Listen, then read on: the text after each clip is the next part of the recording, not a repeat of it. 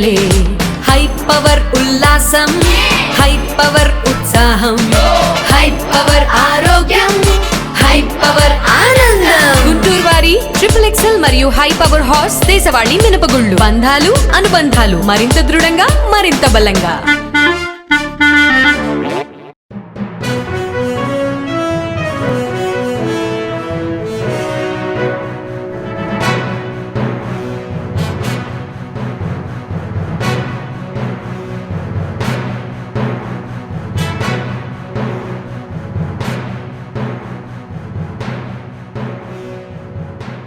నమస్కారం. NXTG news కి స్వాగతం.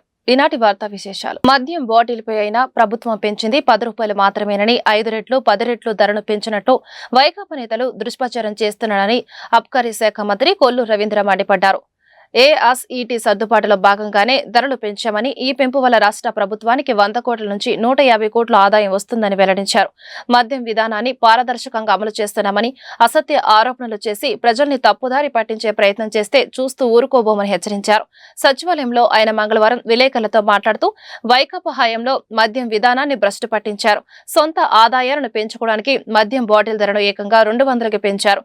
చెత్త బ్రాండ్లను తెచ్చారు. నాన్ డ్యూటీ పెయిడ్ లిక్కర్ ని సొంత మనుషులతో విక్రయించారు. ఇప్పుడు వీటన్నిటిని అరికట్టాం. 99కి నాణ్యమైన మద్యం అందిస్తున్నామని తెలిపారు. ఏదైతే వాళ్ళు చేసినటువంటి కార్యక్రమాల వల్ల గత ప్రభుత్వంలో మద్యం రేట్లు విపరీతంగా పెంచుకోవడం కోసం, ఆదాయం వాళ్ళ సొంత ఆదాయాలు పెంచుకోవడం కోసం వాళ్ళు చేసినటువంటి రకరకాల ఎత్తుగడల్లో ARET అనే ఒక ట్యాక్స్ని, కొత్త ట్యాక్స్ని తీసుకొచ్చి ఇష్యూ ప్రైస్ కన్నా ఈ ARET వల్ల ఆ రోజున 60 రూపాయలు ఉన్న బాటిల్ని 200 రూపాయలు చేశారు. ఇవాళ మొత్తం అన్ని బ్రాండ్లు కూడా మేము పక్క రాష్ట్రాలతో ఈక్వల్గా ధరలు తీసుకొచ్చాం. అన్ని బ్రాండ్లు అవైలబుల్ చేశాం. రీటైల్ మార్జిన్ ఎవరైతే రీటైలర్స్ ఉంటారో వాళ్ళకి ఇవ్వాల్సినటువంటి మార్జిన్లో వాళ్ళకి 14% రీచ్ కావడం కోసం ఈ ARET వల్ల ఎఫెక్ట్ అయ్యి ఆ పర్సంటేజ్ తగ్గడం వల్ల ఇవాళ బాటిల్కి 10 రూపాయలు, ఏ బాటిల్ అయినా 10 రూపాయలు మాత్రమే కొంత ఇంక్రీజ్ చేయాల్సినటువంటి పరిస్థితి వచ్చింది. దీన్ని ఏదో దోపిడీ జరిగిపోతూ ఉంది, ప్రభుత్వం ఆదాయం కోల్పోతా ఉందని తప్పుడు ప్రచారాలు చేసి ప్రజలను తప్పుదారి పట్టించకూడదు. ఇవాళ మీరు చేసినటువంటి పాపాలు, మీరు వసూలు చేసినటువంటి విధానం అవన్నీ కూడా పోయినాయి. కాబట్టి మీకు ఇవాళ రకరకాలైనటువంటి మీ బ్రాండ్లన్నీ, మీరు పెట్టినటువంటి పనికిరాని చెత్త కంపెనీలన్నీ కూడా ఇవాళ క్లోజ్ అయిపోయినాయి. కాబట్టి వాటి మీద విజిలెన్స్ ఎంక్వైరీలు జరుగుతున్నాయి. కాబట్టి వాస్తవాలన్నీ కూడా బయటకు వస్తాయనే భయంతో ఇవాళ ప్రభుత్వం మీద లేనిపోని నిందలేయాలని ప్రయత్నం చేస్తే అది జరగదు. జగన్మోహన్ రెడ్డి గారు అది గుర్తుపెట్టి. గాజువాక పోలీసుల సమన్వయంతో సిటీ టాస్క్ ఫోర్స్ అధికారులు మంగళవారం ఇక్కడ కణితి రోడ్డు సమీపంలోని ఒక ఆస్తిపై దాడి చేసి 8 మంది నుండి సుమారు 184 కిలోల గంజాయిని స్వాధీనం చేసుకున్నారు. అరెస్టు చేసిన వారిలో ఒడిశాకు చెందిన 7, రాజస్థాన్ కు చెందిన 1 ఉన్నారని పోలీసులు తెలిపారు. మంగళవారం పోలీస్ కాన్ఫరెన్స్ హాల్లో జరిగిన విలేకరుల సమావేశంలో deputy commissioner of police Mary Prashanthi మాట్లాడుతూ ఖచ్చితమైన సమాచారం ఆధారంగా సిటిఎఫ్ మరియు గాజువాక పోలీసులు దాడి చేశారని చెప్పారు. నిందితులు ఒడిశాలోని అంతర్గత ప్రాంతాల నుండి గంజాయిని సేకరించి విశాఖపట్నంకు తీసుకువచ్చారని ఆమె చెప్పారు.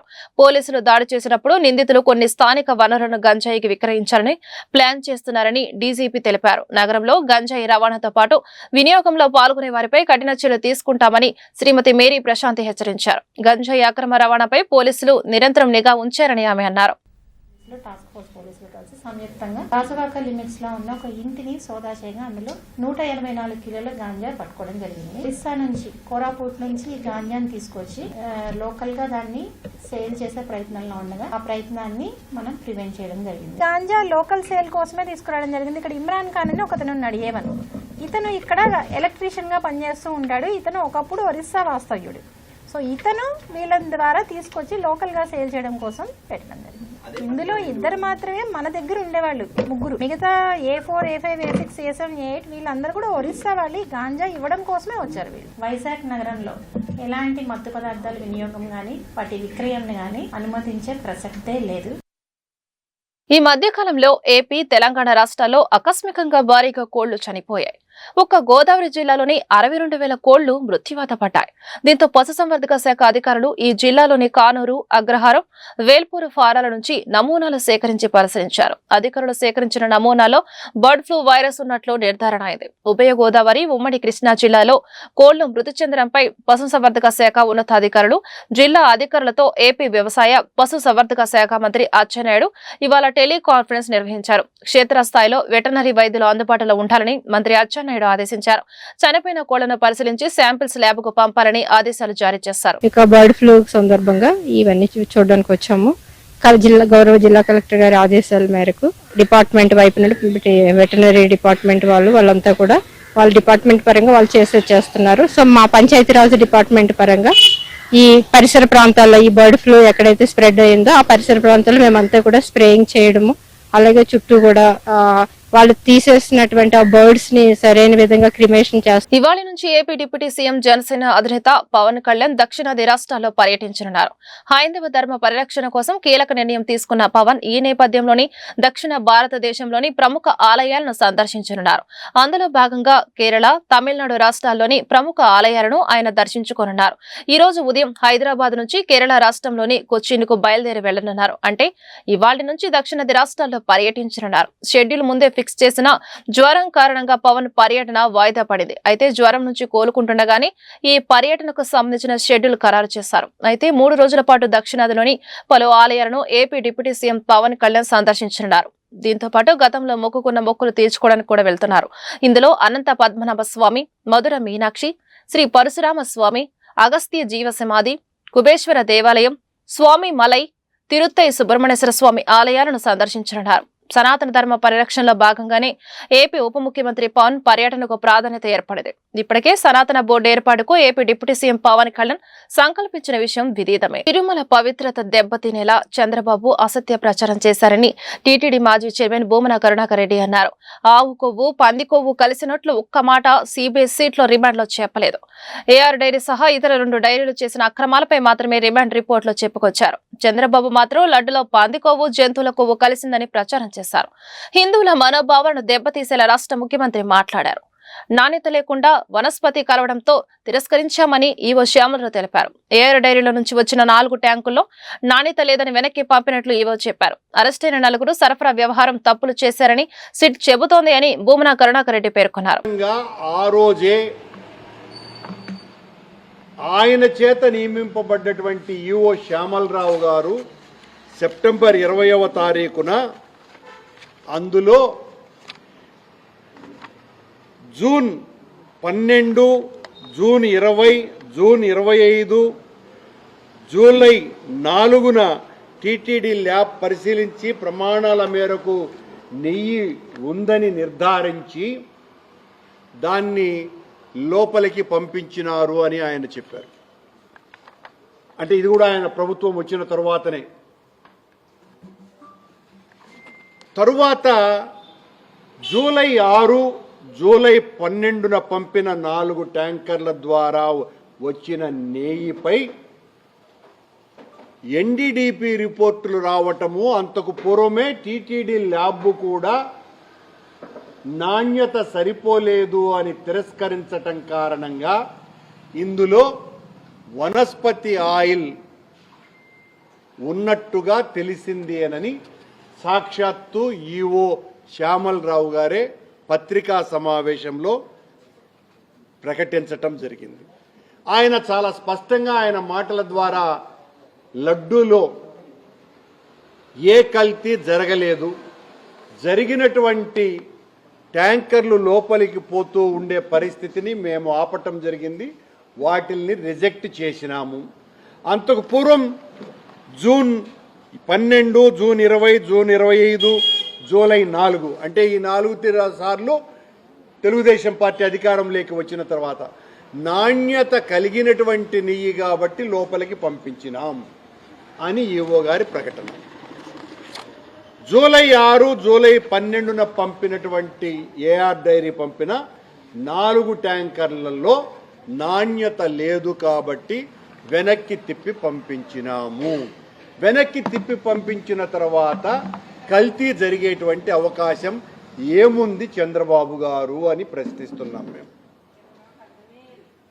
మా హయాంలో దాదాపు 19 సార్లు 2019 నుంచి 2024 వరకు 19 సార్లు ఈ రకంగా నాణ్యత లేకుండా డైరీనే గిరిజనుల హక్కుల పరిరక్షణకు కట్టుబడి ఉన్నామని 1/70 చట్టాన్ని తొలగించే ఉద్దేశం లేదని ముఖ్యమంత్రి చంద్రబాబు స్పష్టం చేశారు. అలాంటి తప్పుడు ప్రచారాలను గిరిజన సోదరులు నమ్మవద్దని, అనవసరమైన అపోహలతో ఆందోళన చెందవద్దని మంగళవారం ఎక్స్ వేదికగా కోరారు. గిరిజన జాతుల అస్తిత్వాన్ని కాపాడుకోవడం అంటే భారతీయ సంస్కృతిని కాపాడుకోవడమేనని బలంగా నమ్ముతున్నాం. అందుకే వారికి విద్య, వైద్యం, జీవన ప్రమాణాలను మెరుగుపరచడానికి నిరంతరం పనిచేస్తున్నాం. గిరిజనుల సంక్షేమం, అభివృద్ధి కోసం ప్రత్యేక కార్యక్రమాలు అందించాం. అరకు కాఫీ సహా ఇతర గిరిజన ఉత్పత్తులకు అంతర్జాతీయ గుర్తింపు తీసుకురావడానికి కృషి చేస్తున్నాం. ఉమ్మడి రాష్ట్రంలోని జీవో నెంబర్ 3ను తీసుకువచ్చాం. దీని ద్వారా గిరిజన ప్రాంతాల్లో ఉపాధ్యాయ పోస్టులు గిరిజనులకు మాత్రమే దక్కేలా కృషి చేశాం. గత ప్రభుత్వ నిర్లక్ష్యం కారణంగా న్యాయపరమైన చిక్కులతో ఆ ఉత్తర్వు రద్దయింది. దాని పునరుద్ధరణకు కృషి చేస్తాం. గిరిజన ప్రాంతాల్లోని ఆస్తులపై గిరిజనులకే హక్కు ఉండాలన్న ఆలోచనతో వచ్చిన 1/70 చట్టాన్ని మార్చే ఉద్దేశం ఏమాత్రం లేదు. సమాజంలో అట్టడుగున ఉన్న గిరిజనుల అభివృద్ధికి సదా కట్టుబడి ఉన్నామని ప్రకటిస్తున్నా అని పేర్కొన్నారు. రాష్ట్రంలో మహిళలకు భయం తప్ప భరోసా లేదని వైఎస్ఆర్సీపీ అధికార ప్రతినిధి శ్యామల అన్నారు. మంగళవారం తాడేపల్లి వైఎస్ఆర్సీపీ ప్రధాన కార్యాలయంలో ఆమె మీడియాతో మాట్లాడారు. వైఎస్ జగన్ ప్రభుత్వంలో అన్నా అని పిలిస్తే ఆదుకునే పరిస్థితే ఉండేది. ఇప్పుడు అన్నాని కేకలు పెట్టినా ఎవరు పట్టించుకోవడం లేదు. తిరుపతిలో లక్ష్మి అనే మహిళకు తీరని అన్యాయం జరిగింది. జనసేన నేత కిరణ్ రాయల్ ను నమ్మి డబ్బులు ఇస్తే చివరికి ఆమెనే అరెస్టు చేయించారు. అన్యాయానికి గురయ్యాయని లక్ష్మి గూడు వెళ్లబోసుకున్నా పట్టించుకోవడం లేదు. చివరికి పోలీసులకు ఫిర్యాదు చేసినా కేసు నమోదు చేయలేదు.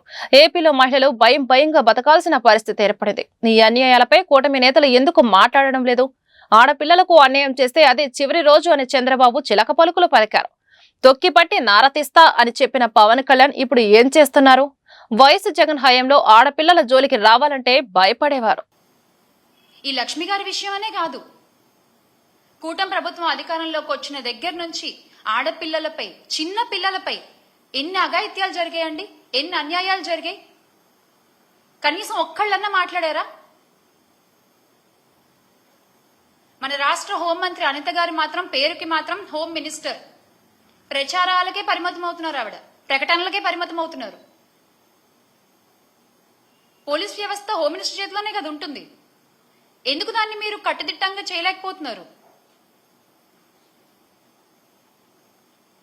రాష్ట్రంలో గంజాయి సాగు చేసిన ఆడపిల్లలకి అన్యాయం చేయాలన్న ఆలోచన వచ్చిన ఆ రోజే వాడికి ఆఖరి రోజు అని చంద్రబాబు నాయుడు గారు చిలక పలుకులు పలికారు కదా. చంద్రబాబు నాయుడు గారు ఈ రోజున ఆడపిల్లలకు అన్యాయం చేసిన ప్రతి ఒక్కడు కాలర్ ఎగరేసుకుంటూ తిరుగుతున్నాడు బయట. ఇంకా చెప్పాలంటే ఆ ఆడపిల్లలకి అదే చివరి రోజు అయింది కొన్ని సందర్భాల్లో. దానికి మీరు ఇచ్చే సమాధానం ఏంటండి? దానికి మీరు ఇచ్చే సమాధానం ఏంటి? తొక్కి పట్టి నార తీస్తాం, ఆడపిల్లల జోలికి వస్తే తొక్కి పట్టి నార తీస్తాం, నడు వంచి దెబ్బలు కొడతాం అని చెప్పినటువంటి పవన్ కళ్యాణ్ గారు ఏది తొక్కలేదు, నారాలేదు. మహిళలకు అన్యాయం చేయడం ఒక రాయల్టీగా ఫీల్ అవుతున్నారు జనాలు. మహిళలకి అన్యాయం చేస్తే ఏం కాదులే అంటే వాళ్లలో ఒక వణుకు, ఒక భయం అనేది తగ్గిపోయింది. ఎందువల్ల? ఒక కట్టుదిట్టమైన వ్యవస్థ లేకపోవడం వల్ల. గత 5 సంవత్సరాలు ఇలా లేదే. ఆడపిల్లల జోలికి రావాలంటే వణుకు పుట్టేది ఒళ్ళంతా. ఎందుకంటే వేగంగా శిక్ష పడుతుంది, వేగంగా పోలీసులు అక్కడికి చేరుకుంటారు. నేరస్తుడు తప్పించుకునే టైం కూడా ఉండేది కాదు. అంత ధైర్యంగా బతికిన మహిళలు ఈ రోజున కూటమి ప్రభుత్వంలో గుండెలు అరచెత్త పట్టుకుని బతుకుతున్నారు. అయినా ఇలా తప్పులు చేసే వాళ్ళందరికీ కూడా కూటమి ప్రభుత్వం మద్దతు పలుకుతూ ఉందంటే నాకు ఆశ్చర్యం వేస్తుంది ఒక్కసారి. మళ్ళీ కిరణ్ రాయల్ గారి విషయంలో అంటే ఆఘ మేఘాల మీద లక్ష్మి గారిని అరెస్ట్ చేయడానికి రాజస్థాన్ జైపూర్ నుంచి పోలీసులు వచ్చేశారు, అరెస్ట్ చేశారు, తీసుకెళ్లిపోయారు. మరీ గమ్మత్తుగా ఈ విషయాన్నైనా 3 రోజులు ముందే చెప్పారు. పలానా జైపూర్ నుంచి పోలీసులు వస్తారు, లక్ష్మి గారిని అరెస్ట్ చేస్తారు, చూసుకోండి కావాలంటే అని. ఎగ్జాక్ట్ గా ఏదో కథ చెప్తే సినిమా తీసినట్టుగా ఎగ్జాక్ట్ గా అలాగే ఈ వార్తలు ఇంతటితో సమాప్తం. నమస్కారం.